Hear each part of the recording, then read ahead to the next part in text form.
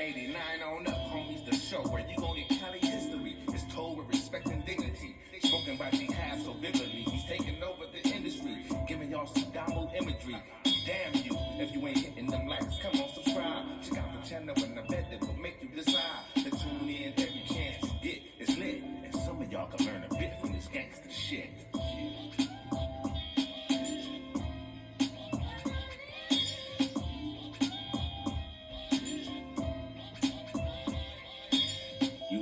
YouTube, what it do, loved ones? You know the motto, if you can, after the story's over there, hit us with a like, which is a thumbs up, and that'll let us know we kicking our stuff.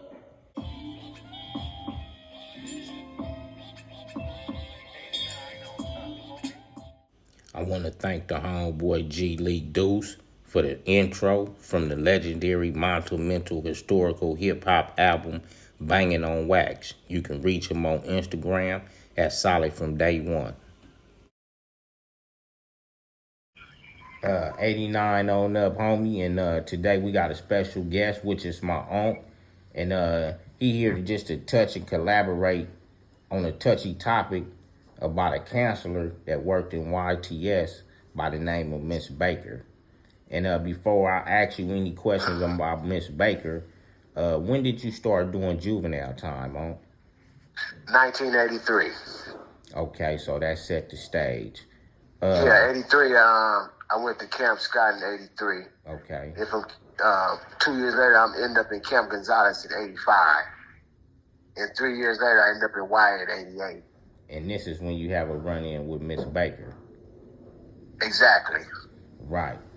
A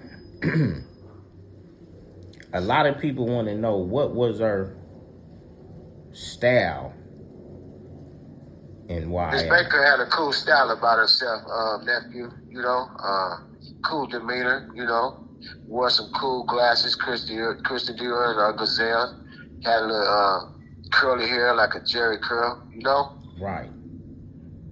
And what was her mentality like working with different ethnicities as a counselor inside of YTS? Real professional, man, you know. As long as you did what you're supposed to do, give her no problem, she wouldn't give you no problem, you know? Right. And what was a few dudes that was on the unit with her that you can name at them times? Well, she was cool with me, of course. Black Whack from Fort Trey, Jesse Davis. Skull from 7-6, his name was Anthony. Roscoe from 111, his name was Orlando Ford. Donut from 111. Monster from 6'8". Loopy from Ludus Park. Les from Swans, 8'4". That's the one who used to run with Pooh Bear. I think his name was Baby No Neck or something. He was from Swans too. You know, D from Santa Monica, Graveyard, I believe that was. There was a lot of people on that unit, man. It was just the main dudes, you know what I'm saying, that I can remember at the time, you know? Right. One more other question before I dive into, you know, the surroundings of Miss Baker. I understand that it was a fire camp up there, and she kind of played the position with the fire camp. Is that so? Oh, yeah. Actually, it was A, B, and CD. CD was a fire camp unit. That the unit was for people who was going to fire camp. But you got to go through training first. Before you go to fire camp, you got to go through 6 weeks of training. So she was the person to be on the back of the fire truck while you go out to training, because you got the captain, you got the swamper, and you got her in the back with the inmates, which would be us, you know? Exactly. Somebody asked you about a black BMW. Oh, yeah, whoever that was, they know her because she drove a black BMW at the time. How I know this is because we was out there in front of the institution, on the side of the institution, I imagine that was. Wherever the parking was, she had walked over to her car. And I asked her, oh, you driving that Beamer, huh? It was a black one, you know? 4-door, you know? Cool BMW, you know? Right. And the kind of put emphasis on that you was outside was you working out there? Do people do work outside the YTS system? Well, the The fire fire crew camp. was coming out there, and we was cleaning up. We was cleaning up. We was cleaning up around the institution. We was doing something because she had to watch it. She was the counselor to watch over us. It was about 30 or 40 of us. About 30 of us. Right. And she was the one. She was the one to watch over us. Somebody else asked you about a cassette tape. Oh yeah. He remembered that. Yeah, Miss Baker had gave me a cassette tape. For my Walkman. I asked her, "Can you bring me a tape in that Barry White thing that Suki Garden?" I heard it on the radio. You know what I'm saying? Barry White, the Suki Garden, man. Right. And she was able to get that to you. Yeah, man. I don't know if people remember the Suki Garden. Yeah, man. Remember Suki Garden? That might be before your time, nephew. Nah, I'm hipped on it. I think Barry White was on there with a few more artists. And if I'm not mistaken, his part said to the female, "I'll take good care of you, 'cause that's what a man is supposed to do." Is that the part on? Yeah, that's the one. Yeah, you remember? Yeah, That's it, man. Right. Old Miss Baker, man. Yeah, Miss Baker. If you know could say, what? What's so crazy? Go ahead, I seen her name on the freeway. On the 60 freeway, on the sign. When the law enforcement agency died in the line of duty, at work rather, they put your name on that freeway. And her name was on the freeway, man. And I was like, wow, that's Miss Baker on the freeway, man. Right.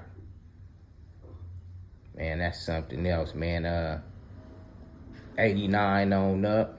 We just want to shout out Miss Baker for being a wonderful individual working inside the juvenile institutions, the YTS institutions at that time, bringing a hell of a pleasure and joy for dudes that was doing time.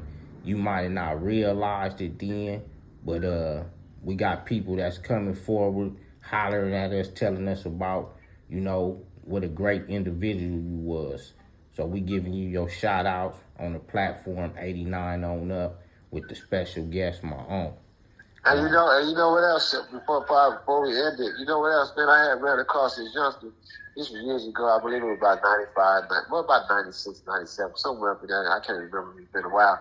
And he had just getting out of YTS, and he had said what had happened. She had got strangled or something by this Caucasian guy. I think it was with the AB or something, or Aaron Brothers Skinhead or something like that. He had strangled her, and he had an M number, and the M number is a prison number. You know what I'm saying? If you fuck up in YA, you go to the pen. You know what I'm saying, with the M number. So he was going to the pen anyway, from my understanding.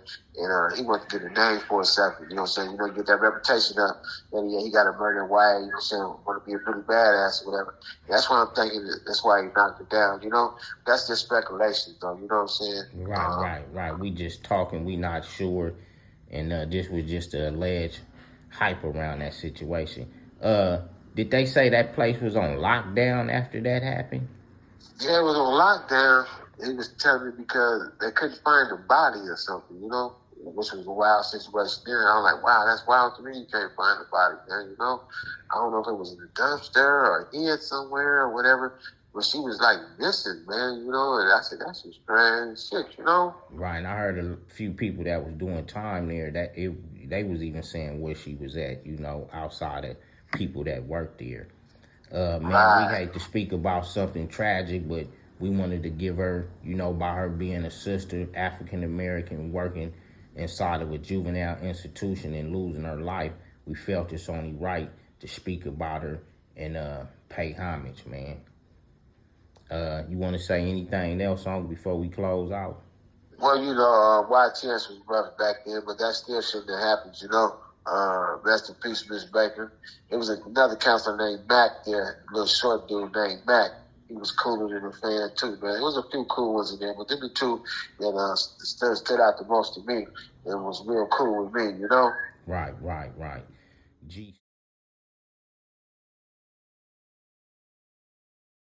So she was gonna try to block and deny his parole, basically. Exactly.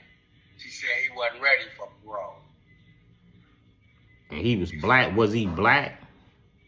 I think he was a Mexican or white boy. I don't think he was black. I can't remember though. Right. Yeah. And what ripple effect did that have on the YA when that happened? Well, YTS was locked down for about a year after that. I even left after. I left when that happened. Right. I went to fire camp. So they didn't accept me in fire camp. They ended up kicking me out of fire camp, and I went to Chad, and they was like, "Oh, nigga, YTS is still on lockdown."